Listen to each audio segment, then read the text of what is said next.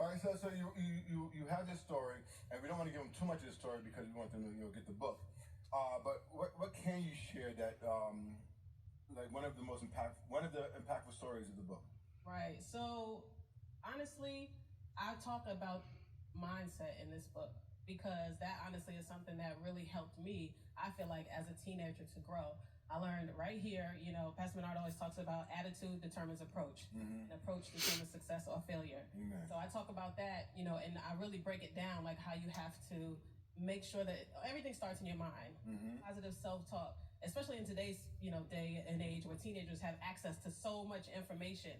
I tell them to watch what they are putting into in the church we say eye gates and ear gates, but really watch what you're listening to and watch what you're, watching. Watch what you're consuming. Make sure that you're not consuming too much violence and all this stuff, because then it's going to go in your mind, and then that's going to affect, your whole life. So really talking about mindset and making sure that they start there, because we know Romans 12:2, do not conform to the powers of the world, but be transformed by the renewing of your mind. So it always starts there. So I really talk about, taking in positive images, having a positive self-image, things like that. Now, you worked with Steve Harvey on the Steve Harvey show. How was that?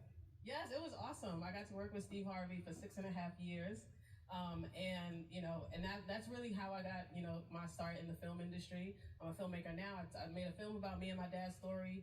And so, it's a short film now. We want to do a feature film, of course. But yeah, our story started here, and, he definitely inspired me to jump.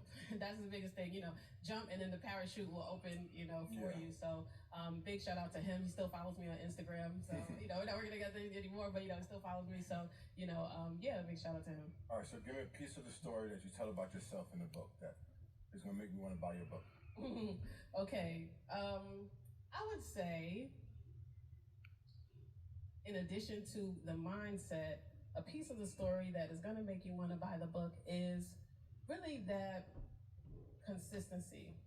That, even though change is the only thing that's constant in this world, you personally can be consistent throughout your life and achieve whatever dreams you want to. I didn't know that growing up in Pink Houses projects that I would be able to, go into Harvard University, but, being able to keep the faith, being able to work hard. You'll hear the story of how I used to work at the New York Knicks. I used to work with the Brooklyn Nets. When I found out the Nets were coming to Brooklyn, I passed by that arena every day while they were building it and, prayed over it. Like, how Draw the Circle, Mark Madison talks about that, but I prayed over the arena every day, saying, I'm going to work there one day. I'm going to work there one day for 2 years.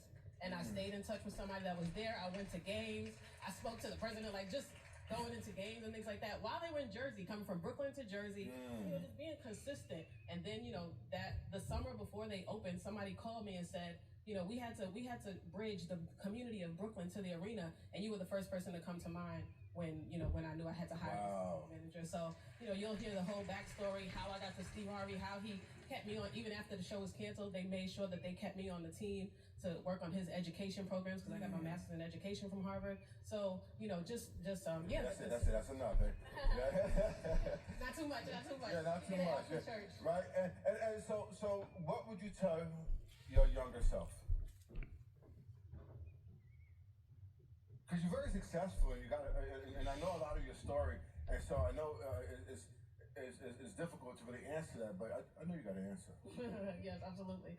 So I would tell a little young rapping, ambitious Amia. She was not rapping, Mia.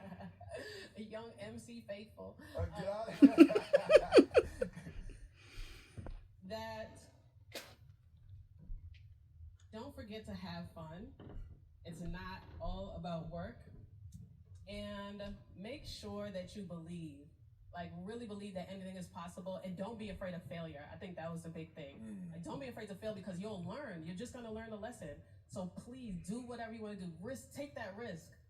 Take that risk. I don't care what it is. Like, I don't care who it is. Go up to them, introduce yourself. If you want something, go after it. Take that risk. Don't be afraid of failure, because that's how you learn and that's how you grow. Amen. So that's what I would tell my younger self. All right.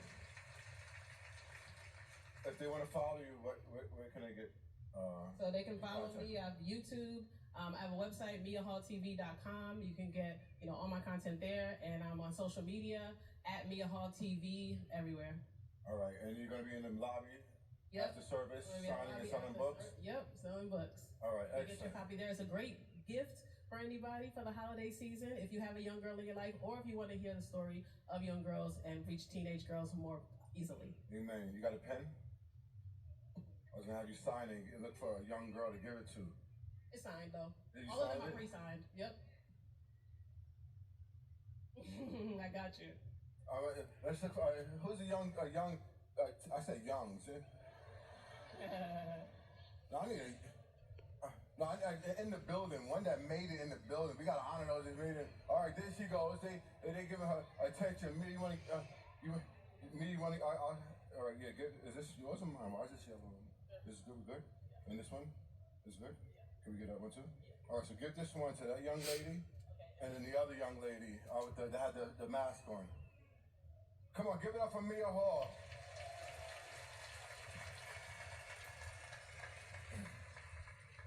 Amen, amen, family. So, as we transition this stuff, give an update. Dr. Nard is on Mike's